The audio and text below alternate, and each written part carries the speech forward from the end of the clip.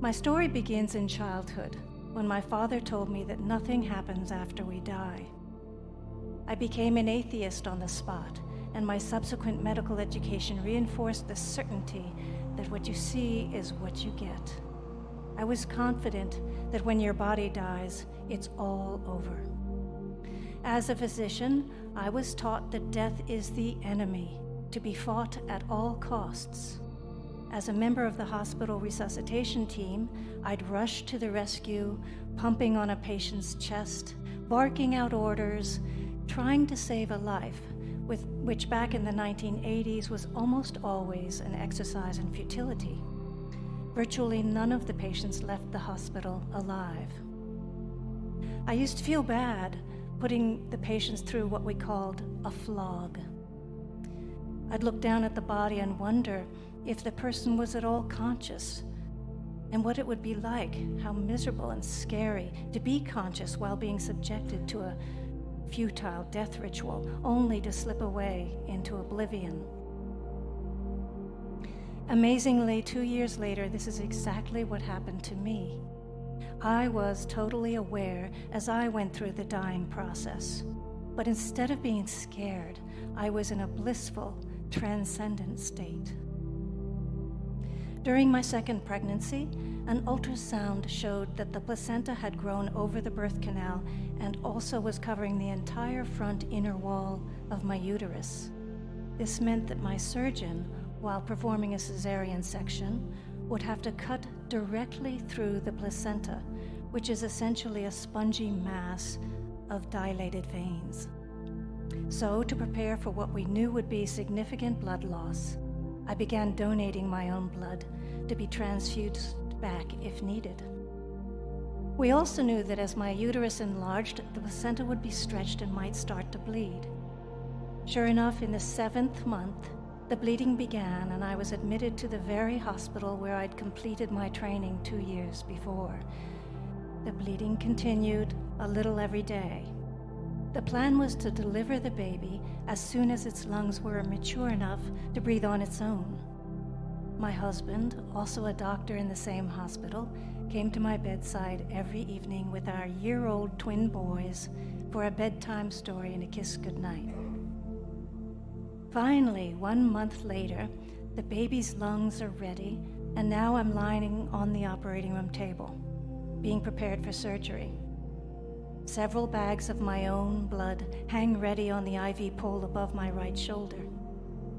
While the nurse scrubs my abdomen and lays down the surgical drapes, I'm trying to act nonchalant, joking with my anesthesiologist as he inserts a large bore IV in each arm. The cool flow of the anesthetic enters my vein, and I lose consciousness. I am unconscious for some time, until suddenly I hear the anesthesiologist's voice. Her blood pressure's too low. I'm amazed to be awake, but not just awake, super alert, more aware than I've ever been in my life. How wondrous that this super alert state is beyond the reach of the drugs bathing my brain. I can feel the painless tugging of the surgery. I can't see because my eyelids are taped shut to protect the corneas, but I can hear the anesthesiologist anxiously asking the surgeon about blood loss. The surgeon's tense answer is shocking. The baby's gone. Just as my mind tries to grapple with those words, the anesthesiologist cries out, "Shit! Now she has no blood pressure at all." In the next instant, I feel a profound stillness in the center of my chest. Something's missing. It's the beat of my heart. My heart has stopped beating and nobody else knows it yet. Then suddenly, I can see everything in the room. There are the bags of blood hanging on the IV pole, already being transfused.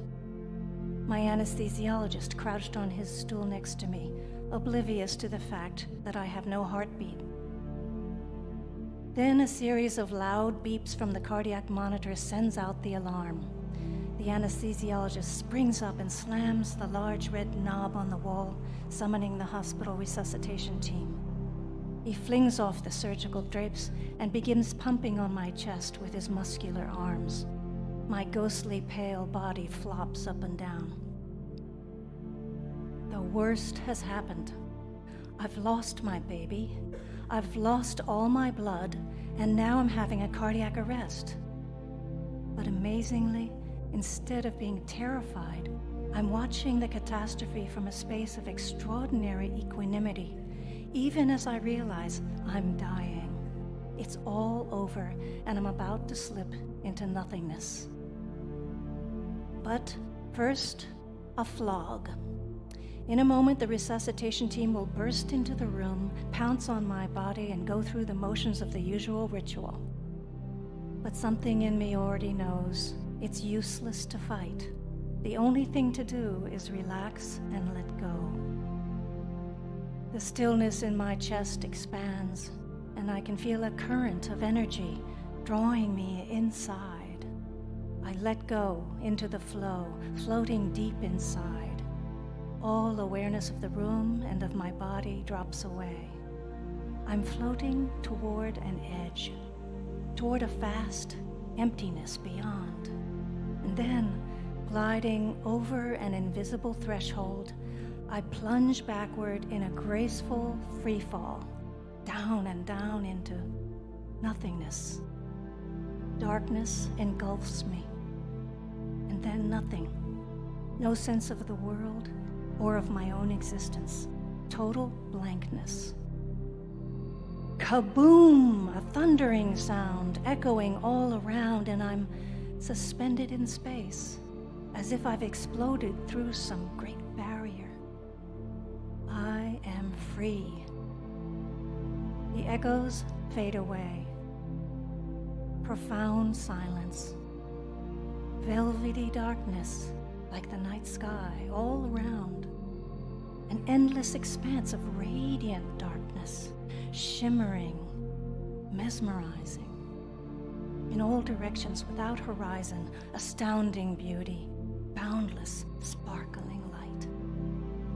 Everywhere I turn, this light is looking back at me.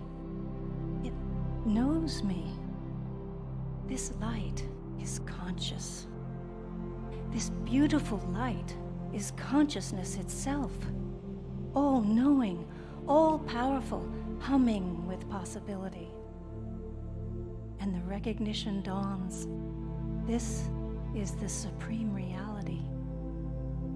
I am filled with awe and exhilaration.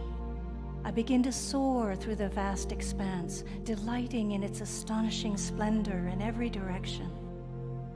Then I become still, enveloped in velvety peace, resting in perfect repose.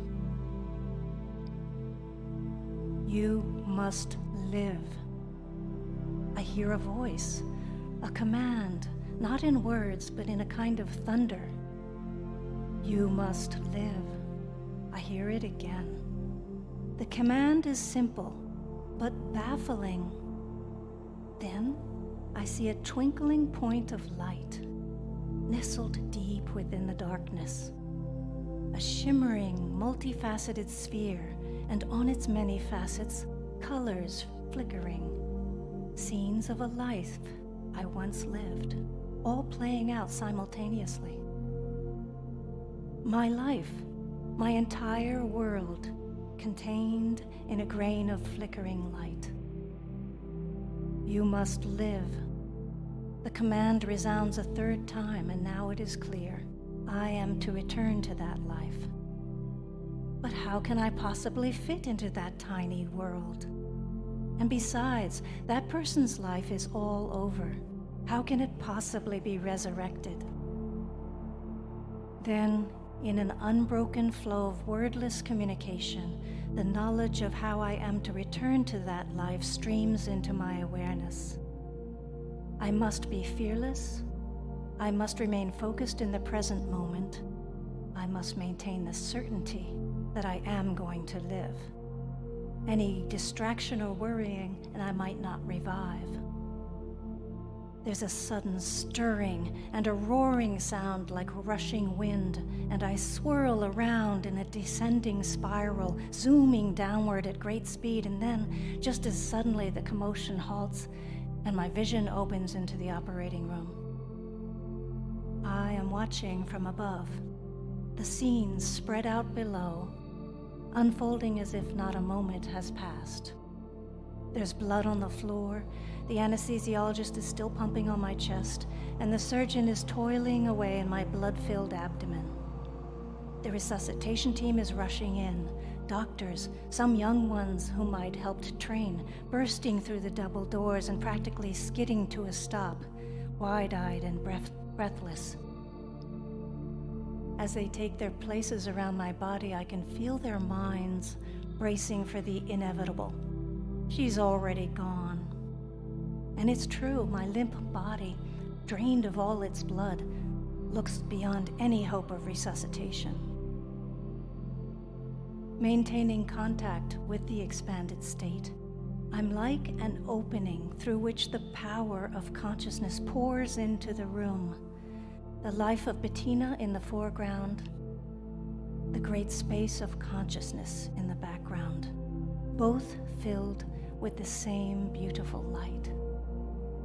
The atmosphere is charged with energy, guiding the efforts of the team. Yes, yes, you can do it. I'm going to live. Now let's get to work. The room is churning with personnel, the whole team in sync, moving together as if in a choreographed dance. My certainty that I will live pours forth in non-stop encouragement. Yes, yes, you're doing great. I'm going to live. And as far as resuscitations go, this one is going amazingly well, but despite all their best efforts, they can't restart my motionless heart.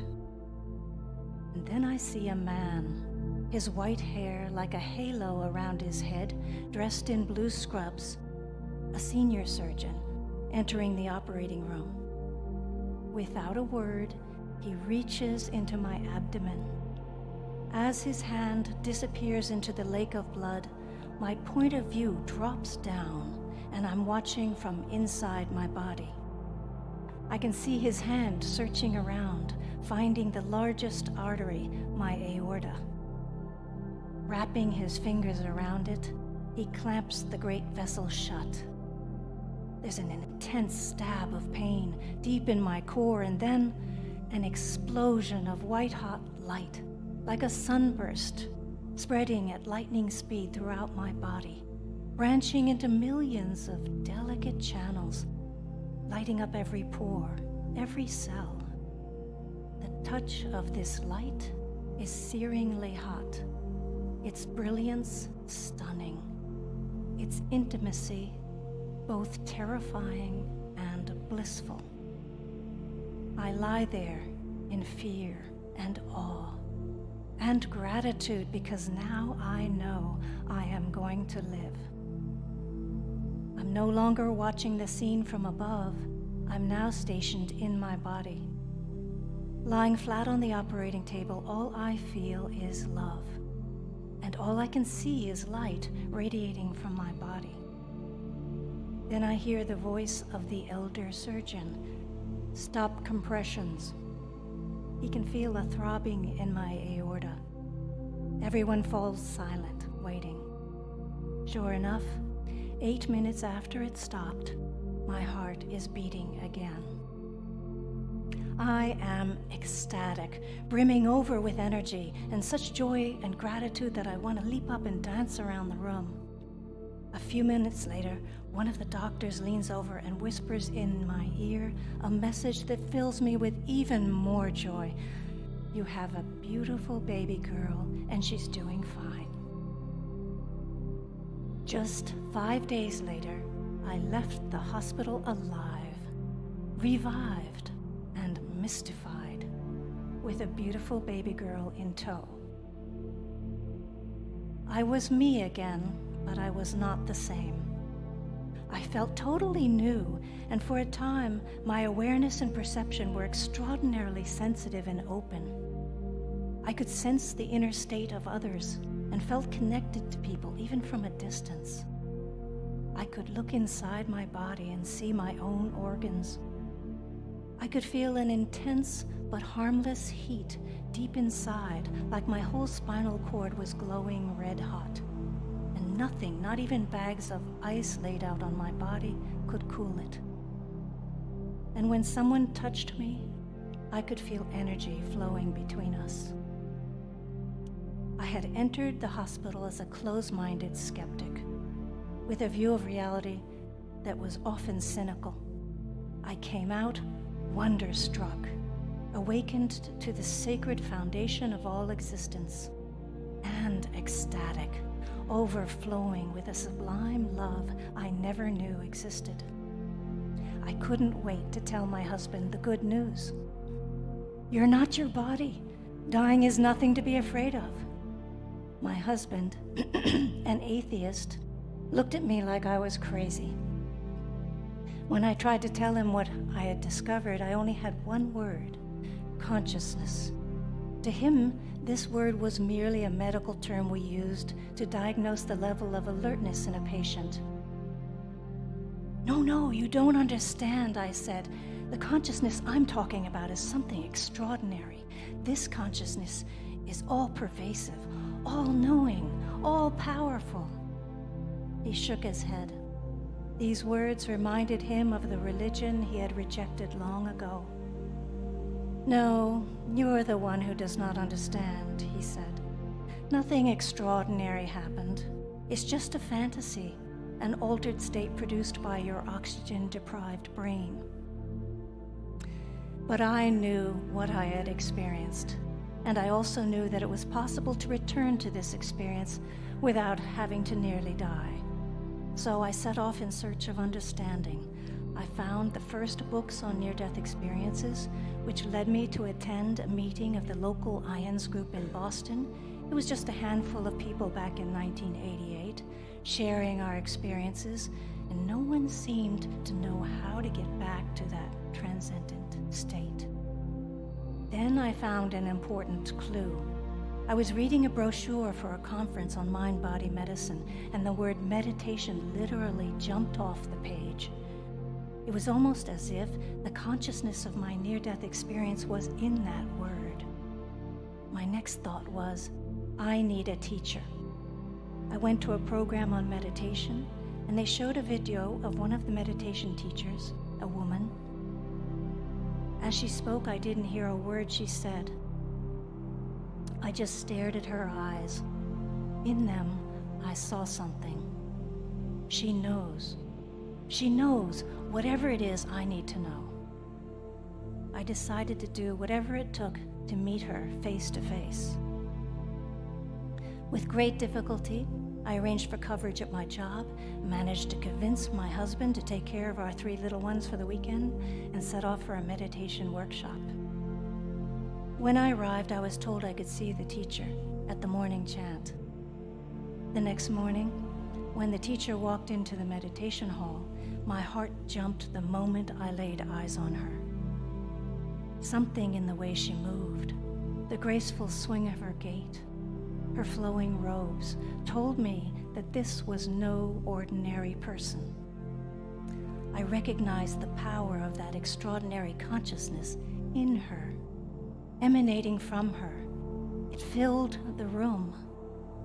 My heart began to pound as she took her seat and joined in the chant, and something inside was lengthening my spine, making me sit bolt upright so that my head towered above the crowd. An energy rose up and poured out through my eyes, beaming on the teacher like a spotlight. And then I heard a voice inside, a deep part of my own being say, "Look at me." And then again, louder, "Look at me." And a third time, like a silent roar, "Look at me." At that very instant, the teacher raised her eyes from her chanting book. Slowly, her head began to turn in my direction. The sweep of her gaze halted, and I knew the exact moment that her eyes found mine. Suddenly, a ray of sparkling light was bridging the distance between us, and it seemed as if I traveled along it at great speed, falling right into her eyes, falling into the identical state of expanded consciousness that I'd experienced when I almost died. The same radiant darkness, the same expanse of beautiful sparkling light all around, the same freedom, the same ecstasy. But this time, I could feel the teacher's presence. In that state, we were one. Then I heard her speak inside my mind. "Welcome home. You have come home." Her words unleashed a river of love cascading down like a mighty waterfall, so powerful that I lost all awareness. When I regained consciousness, tears of joy had already soaked the front of my shirt. My whole body seemed to be melting in waves of love, and for the rest of the workshop, I kept gliding spontaneously in and out of deep meditation. That blissful state ebbed over several days, but now I knew meditation was my way back home. My near-death experience brought many changes to my life. For one thing, it launched me on the path of meditation. It also gave me the courage to take an extended leave from medical practice to go home and raise my children. The near-death experience inspired me to change the direction of my career as a physician. I decided to devote my medical practice exclusively to end-of-life care. I joined the first wave of physicians in creating the new specialty of hospice and palliative medicine, and helped to establish and directed one of the first state-of-the-art inpatient hospice facilities in New England. My near-death experience was perfect training for caring for patients at the end of life. It gave me the ability to discern between physical, psychological, and spiritual suffering, and to address each of them with the appropriate modality. It gave me the ability to sense where a patient is in the dying process, to connect on a nonverbal, energetic level, and offer companionship and encouragement.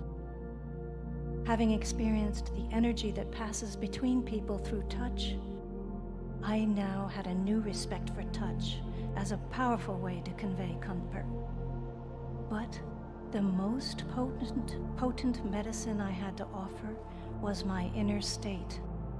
It was my lack of fear and the stillness cultivated by meditation that brought the most comfort. My daughter is now 30 years old, and even now, not a day goes by without me remembering my near-death experience. I've made some progress in assimilating its gifts. Those who have known me over the years tell me I've gotten much more fun to be around. They say I'm more relaxed and natural, and that I'm good in a glitch or an emergency. My husband and I recently hosted 150 guests at our home for our son's wedding. Instead of getting all uptight as I would have years ago, I stayed relaxed. I enjoyed the whole occasion immensely, and when people remarked on how calm I was, I would smile, knowing it's all because of my near-death experience. So thank you for letting me share my story. Near-death experiences are a powerful revelation that can change your worldview. But for most of us, it takes time, perhaps a lifetime, to assimilate its gifts. Meditation has helped me understand and re-access and begin to express the great love that was awakened in my near-death experience. If you've had a near-death experience, you've had an experience of meditation. Meditation is a tried and true way to assimilate and unfold what you've been given. So if you're at all curious, check it out. Find out for yourself. Thank you.